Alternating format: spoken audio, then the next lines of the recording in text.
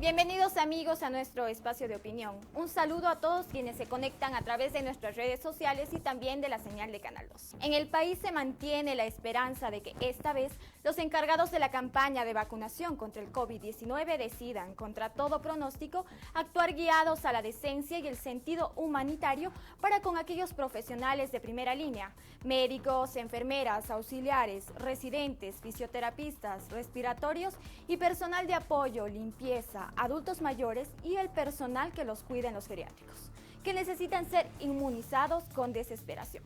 Esperamos que así sea, aunque a decir verdad hemos empezado mal. Ya tan pronto arribaron a Ecuador, entre discursos y fotografías, las primeras 8.000 dosis de Pfizer, se conoció que uno de los altos funcionarios del régimen decidió desviar algunas vacunas seguramente indispensables para alguien más para aplicarlas a sus familiares cercanos.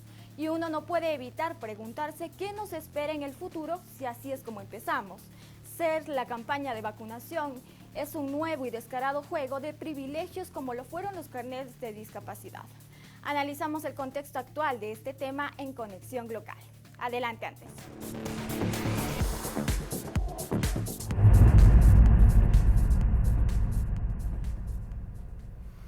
Estimadas amigas y amigos, muy buenas noches con ustedes y nuevamente bienvenidos a este su programa Conexión Glocal por Academia TV. Siempre es grato tener su presencia y por favor no se olviden de seguir esta entrevista también en nuestras redes sociales @academiatvs.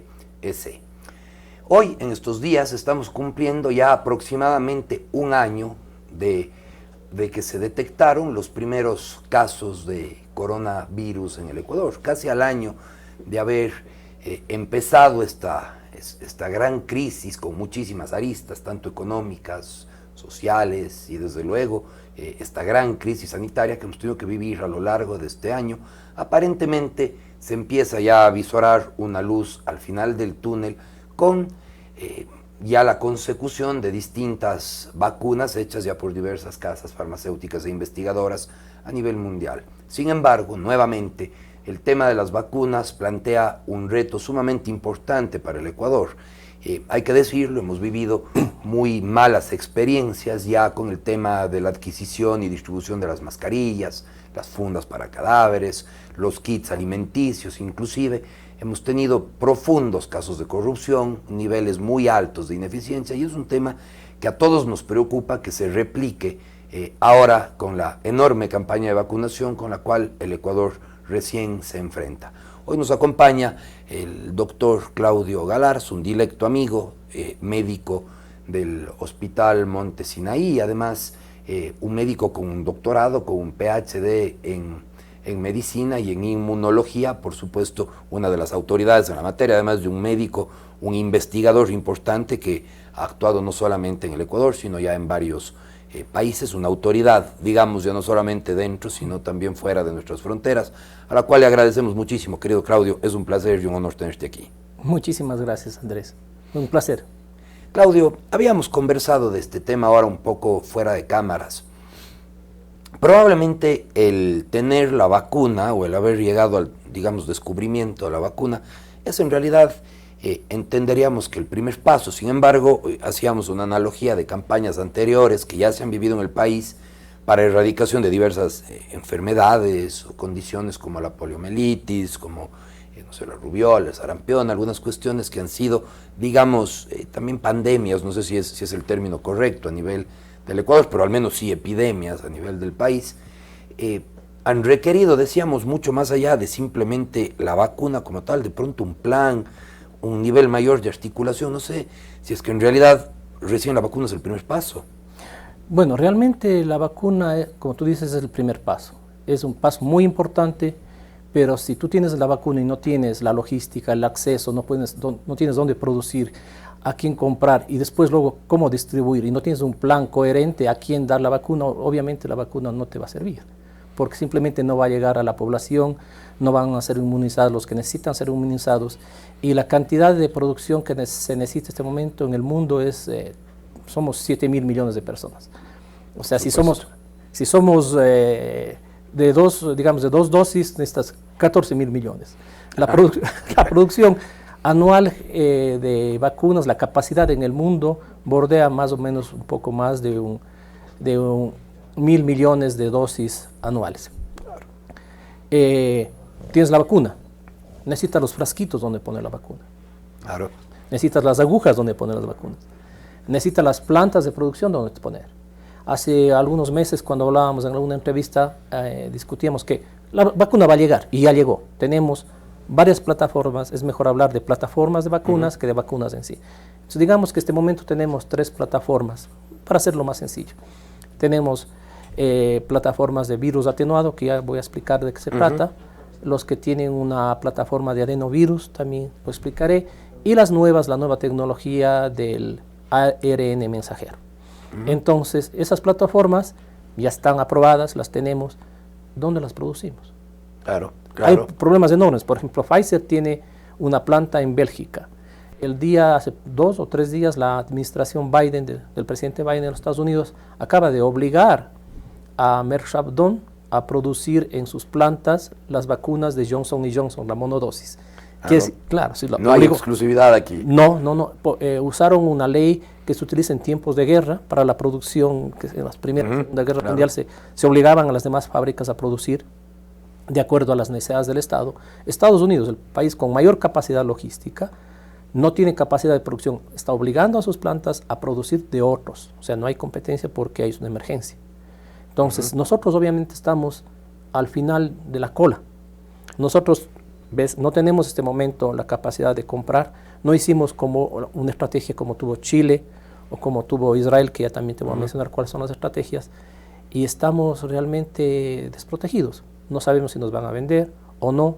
El ARCSA, que es el órgano que aprueba, da los registros sanitarios en nuestro país, en este momento ha aprobado 2 plataformas, la de AstraZeneca y la de Pfizer.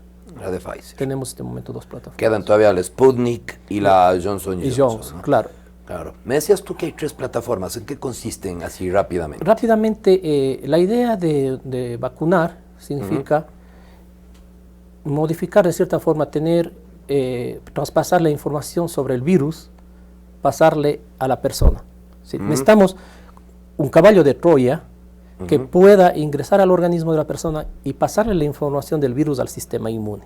Para generar las defensas. Para generar las defensas. Pero en tal cantidad que no sea demasiada la reacción que pueda el paciente tener problemas, sino lo suficientemente efectiva como para que el sistema inmune desarrolle una inmunidad, una defensa contra ese virus por un tiempo determinado. Eso no lo vamos a ver ahora, sabremos ya después de 5 años cuánto nos dura la vacuna. Entonces, ¿qué hacen? Por ejemplo, las vacunas chinas, las de Sinopharm, toman un virus atenuado. Es el mismo coronavirus que le bajan, digamos, le duermen o le matan la capacidad de reproducirse. Esa información genética, ese virus lo pone en una jeringuilla, le dan a la persona y la persona reconoce el virus y comienza en unos días a formar anticuerpos, que es la respuesta humoral que se llama. Se forman anticuerpos y esos famosos anticuerpos, cuando llega el virus real, ya tienen la información. Y por lo tanto reaccionan y te protegen.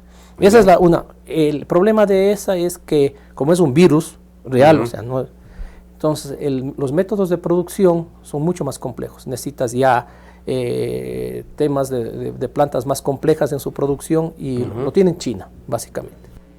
La segunda plataforma, que no es una plataforma nueva, tiene 40 años, fue inventada en el Instituto Chumakov, en Moscú, hace 40 años. Ya, entonces es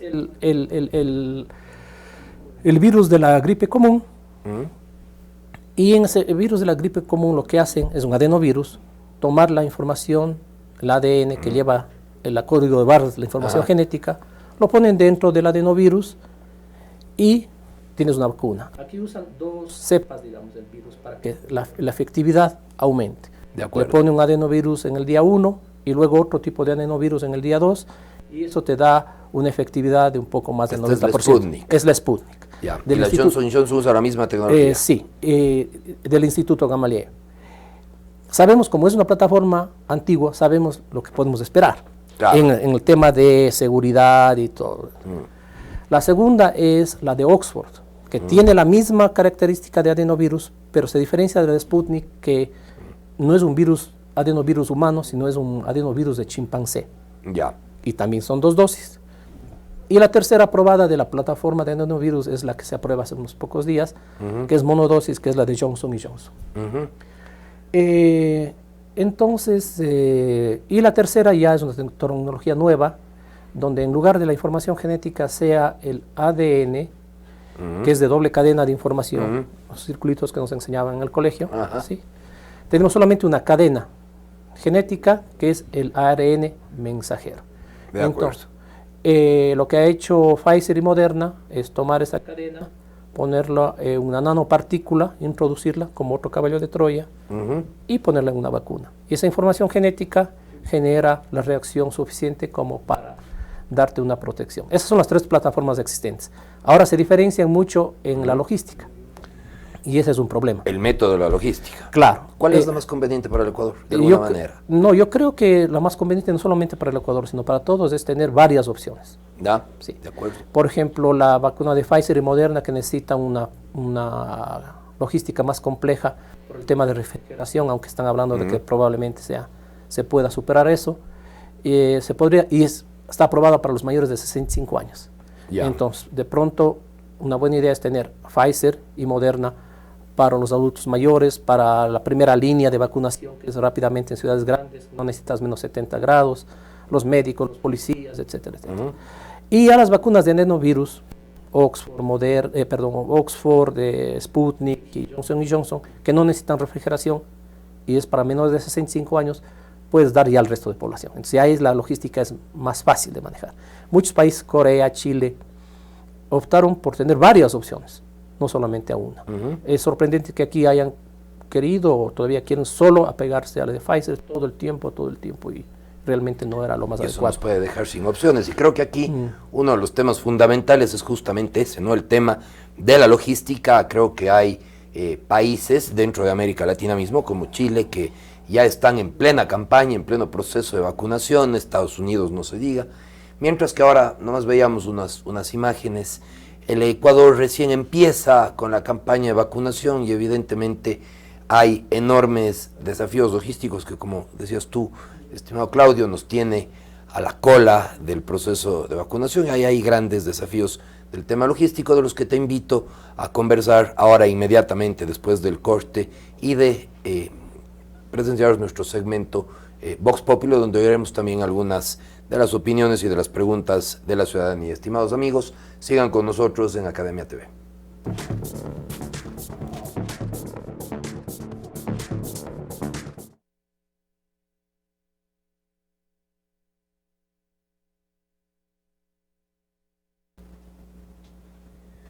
Estimadas amigas, estimados amigos, gracias por seguir en nuestra sintonía, en la sintonía de su programa Conexión Local por Academia TV. No olviden seguirnos a través de las redes sociales, en Twitter, Facebook e Instagram, en @AcademiaTVS. Como de costumbre, vamos a dar paso ahora a nuestro segmento Vox Populi, en el que escucharemos también cuáles son las inquietudes de la ciudadanía al respecto. Síganos, por favor.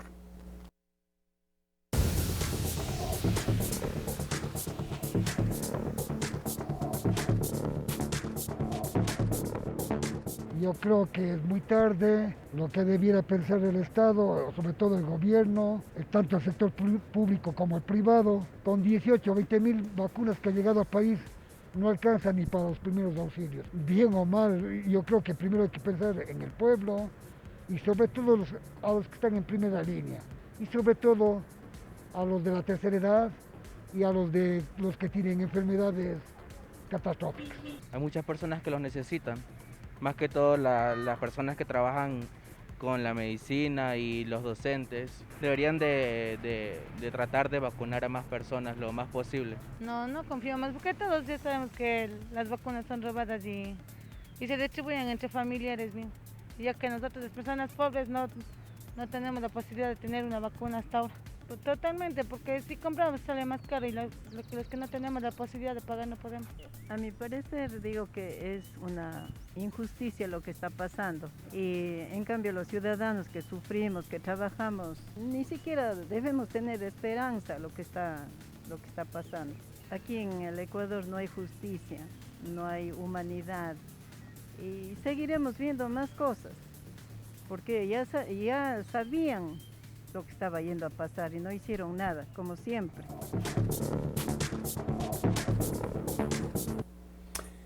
Gracias, amigas y amigos, nuevamente gracias por seguir en la sintonía de su programa Conexión Local. Seguimos en compañía, después de haber escuchado a la ciudadanía, de nuestro amigo el doctor Claudio Galarza. Claudio, dos temas aquí fundamentales, nos habíamos quedado antes de la pausa.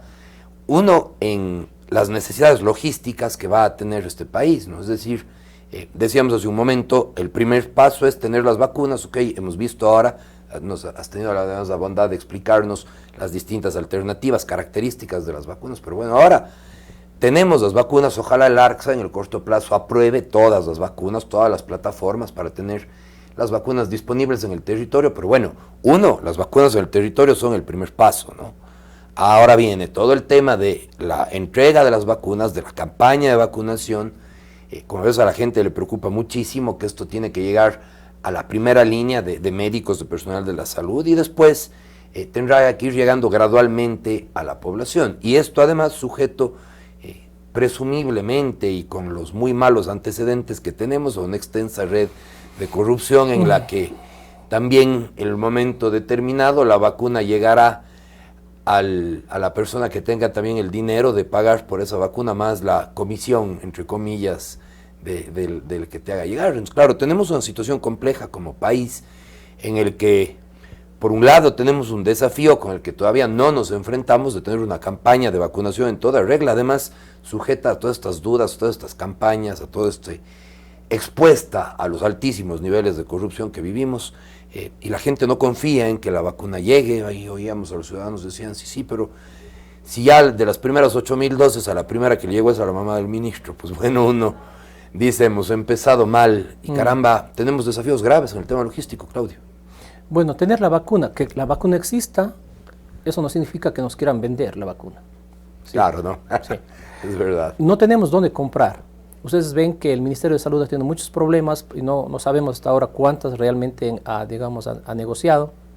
Vemos a los alcaldes de Quito y Guayaquil diciendo que lo van a comprar, pero tampoco tienen mucho quienes les vendan, digamos. Sí. Las farmacéuticas, los países grandes van primero a comprar para su población. Y Biden ya lo dijo hace unos días antes de la reunión con el presidente de México, que Estados Unidos no compartirá la producción de vacunas hasta que todo americano esté vacunado.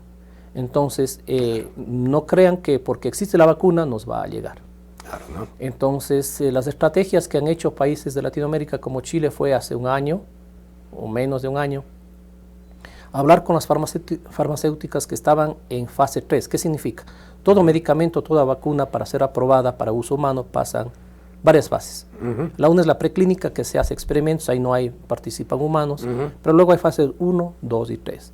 La fase 1 se hace en voluntarios sanos para ver si la vacuna no es peligrosa o el medicamento no causa efectos. Entonces, generalmente son voluntarios sanos, se da esa vacuna en unos cientos de pacientes tal vez. Luego pasa la fase 2, donde ya se ve la efectividad y la seguridad. ¿Sí? Se va aumentando el número para ver si realmente vale la pena. Y la fase 3, que es ya con varios miles de pacientes, se ve la seguridad y la efectividad a mediano plazo. Aquí lo que hicieron las farmacéuticas es unir más o menos esas fases para llegar rápidamente a una aprobación por las entidades sanitarias de cada país.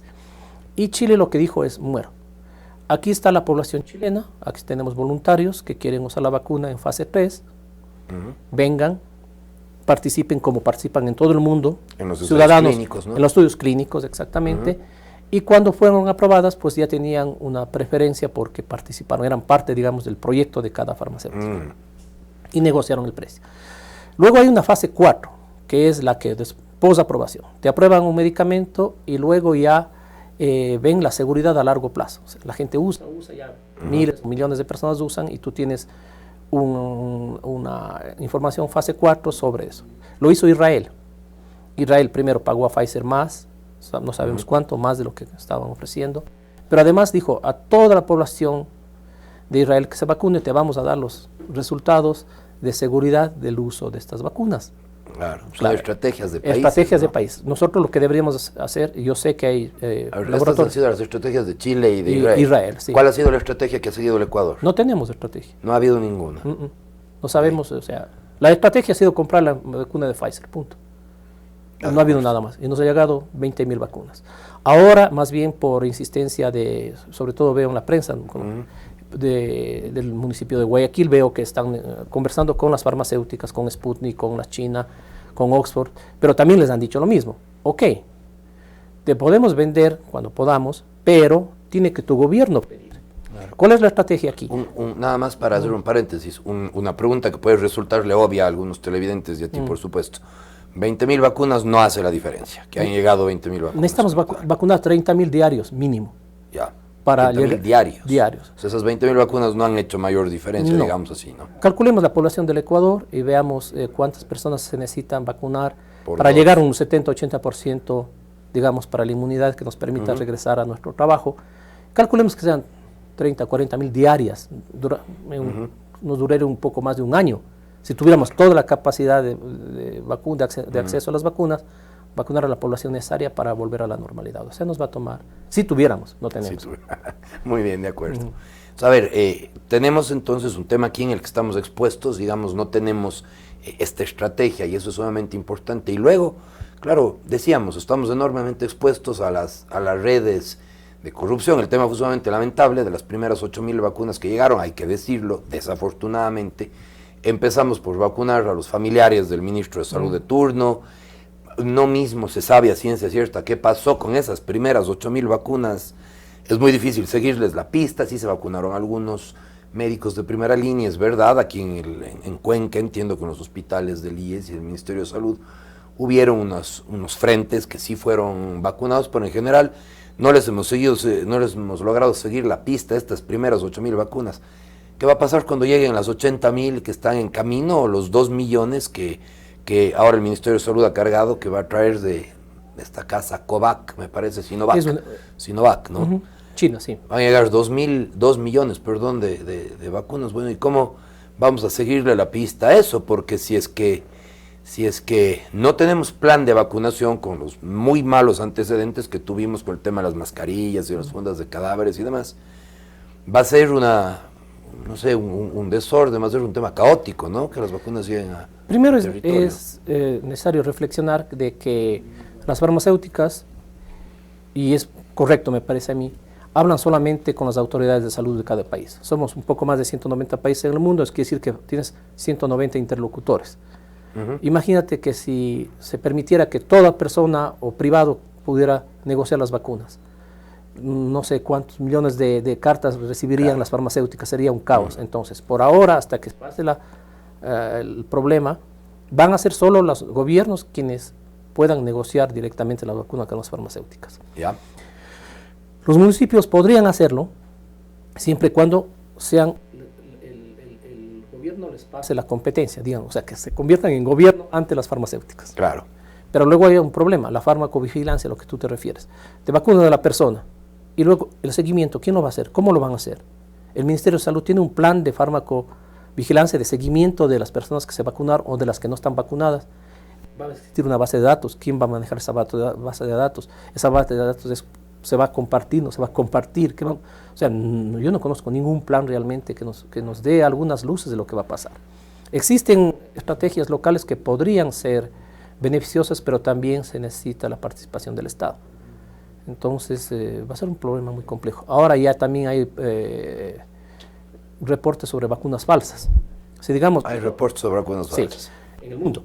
Entonces tú dices, abrimos a los privados y mañana un privado compra vacunas y comienza a vender en su farmacia privada, y cómo sabes que si es una vacuna o no es una vacuna, o lo está haciendo en su casa, la vacuna. O sea, podríamos ponernos en un riesgo enorme. Enorme. ¿No? Sí. Un riesgo que por eso se necesita un Estado fuerte, un ministerio fuerte que controle realmente todo el tema de la vacunación. Y analicemos los pasos, o mejor dicho, los procesos de esta probable campaña de vacunación. ¿Cuáles son los esfuerzos que necesita hacer el Estado, la ciudadanía, la sociedad civil, para realmente lograr articular esta campaña de vacunación, que es un enorme desafío? Y creo que lo podemos hacer ahora, inmediatamente después de este corte. Estimados amigos, amigas que nos siguen por Academia TV, volvemos en unos minutos.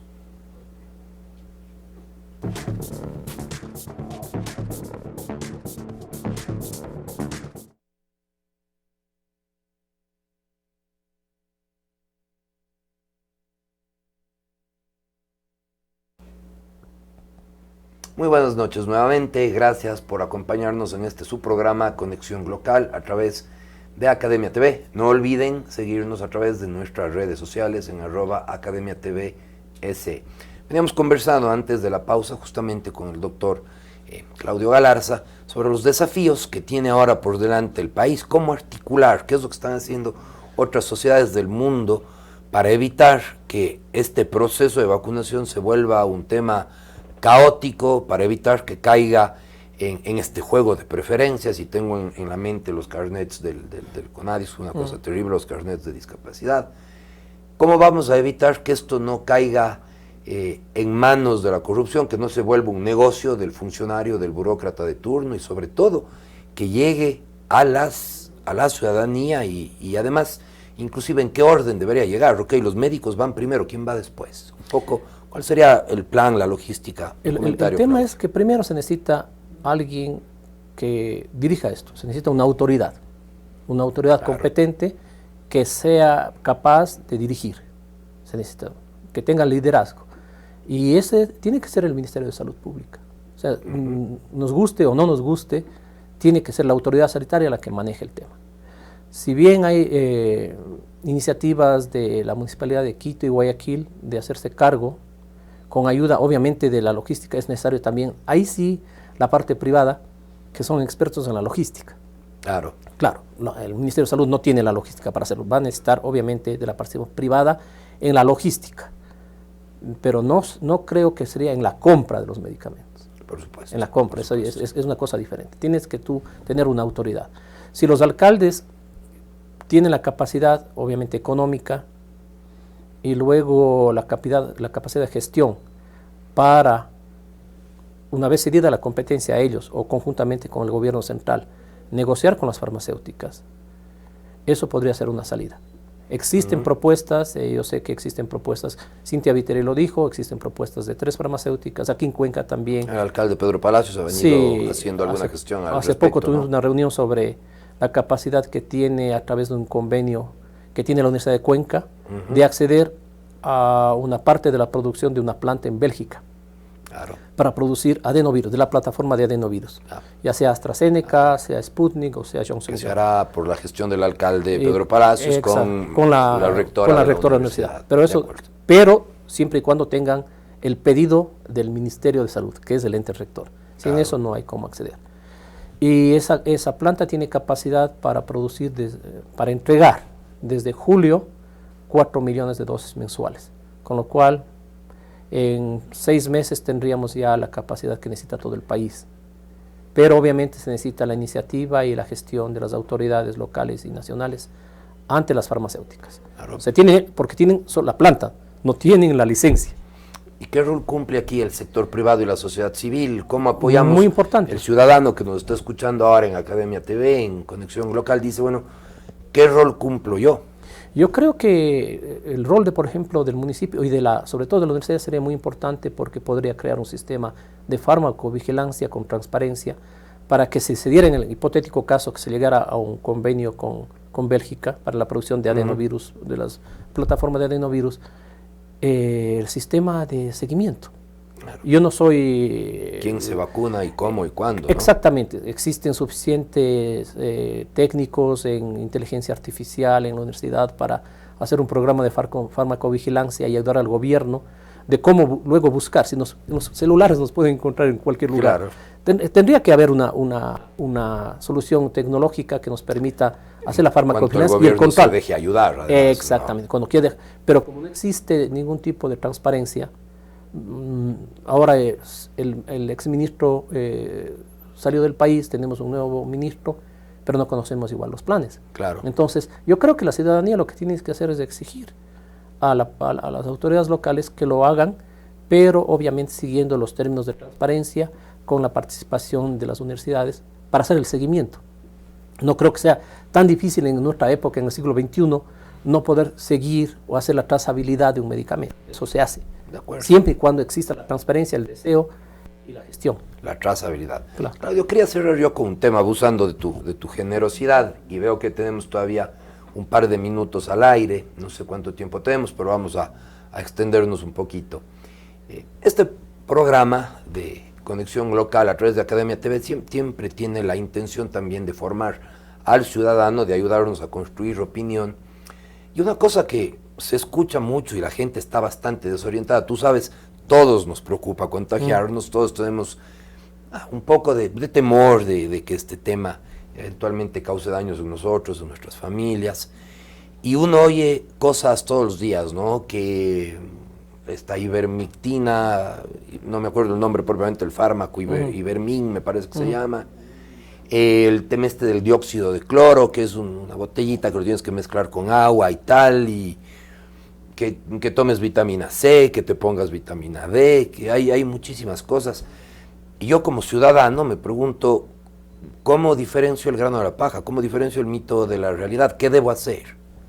Bueno, lo mejor en el tipo de enfermedades, en el caso del coronavirus, es evitar el contagio. Primero. Claro, empecemos por ahí, Por ahí, mascarilla. Mascarilla. Y lo único que está probado que realmente funciona es la mascarilla. De acuerdo.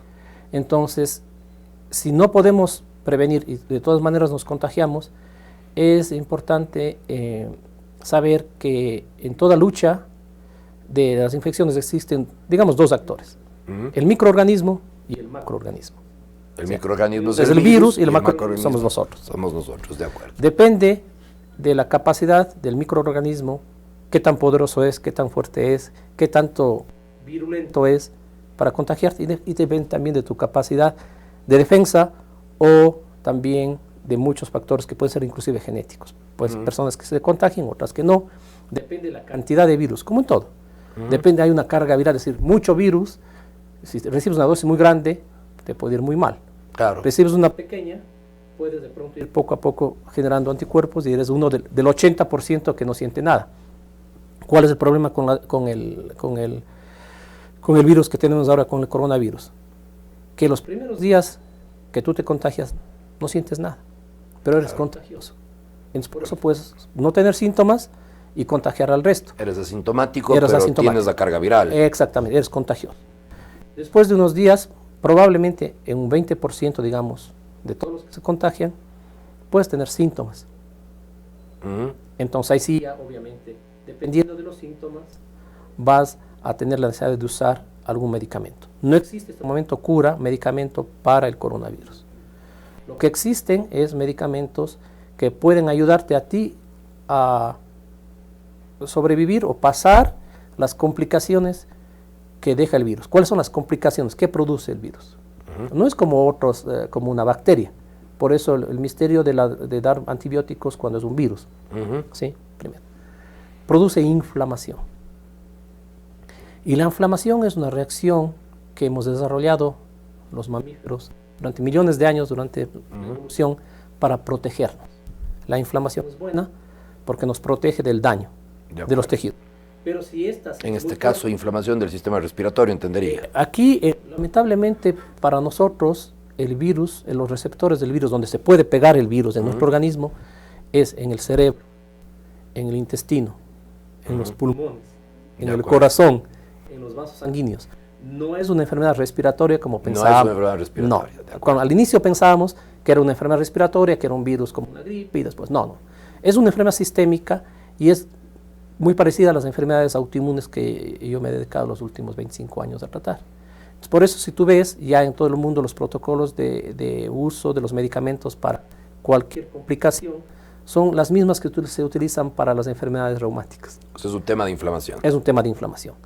Que puede producir también microtrombosis, que también es un tema producido por la inflamación. No es cualquier trombosis, es una trombosis probablemente de un mecanismo autoinmune que tú mismo estás produciendo. Existe un síndrome muy famoso que se llama síndrome antifosfolipídico, que produce trombos, microtrombos. Se parece mucho, por eso es que usamos anticoagulantes, pero hay que usar anticoagulantes no orales, sino anticoagulantes que también tienen una propiedad antiinflamatoria, y son las heparinas de bajo peso molecular, no la aspirina, no otro tipo de anticoagulante. Luego antiinflamatorios, los corticoides, la dexametasona famosa, que ya sabemos que nos ayuda, que se utiliza también para el tratamiento de lupus, por ejemplo. Siempre recetado por el médico, no es que yo me voy a la farmacia y pido un antiinflamatorio. No, imposible. No, imposible. No, ¿verdad? Porque también hay casos clínicos o síntomas que tú no puedes detectar. Y el tema del Ivermin, del dióxido de cloro, estas cosas que se ven en redes sociales, Claudio. No. Usa muchísima gente para prevenir de alguna forma. Pero igual puede estar dentro del número de personas que jamás se iban a poner mal. Claro. El 80% puedes tomar Coca-Cola, ivermectina, lo que sea, Fanta, igual no te pasa nada. Lo mismo, claro. El problema es ya con las personas que realmente tienen síntomas. Ellas sí existe este momento, no la cura, pero la forma de controlar las complicaciones. Y no a todos les va bien. Porque hay personas que inclusive si reciben anticuerpos monoclonales, que es un tipo de medicamento muy específico para el manejo de la inflamación en general, tampoco le puede ir bien. Claro. Entonces, el único mensaje es la mascarilla. Creo que nos hemos portado bastante bien los cuencanos. Sí, hay que reconocerlo. No tuvimos la tragedia de Guayaquil.